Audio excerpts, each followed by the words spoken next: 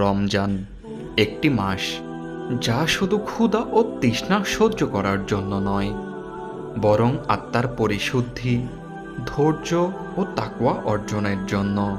আল্লাহ তাআলা কুরআনে বলেন, হে ঈমানদারগণ, তোমাদের উপর রোজা ফরজ করা হয়েছে, যেমন ফরজ করা হয়েছিল তোমাদের পূর্ববর্তীদের উপর, যাতে তোমরা তাকওয়া অর্জন করতে পারো। রোজা আমাদেরকে শেখায় সহানুভূতি, ত্যাগ ও ধৈর্য। এই মাস আমাদেরকে দান, ক্ষমা ও ভালোবাসার দিকে আহ্বান করে।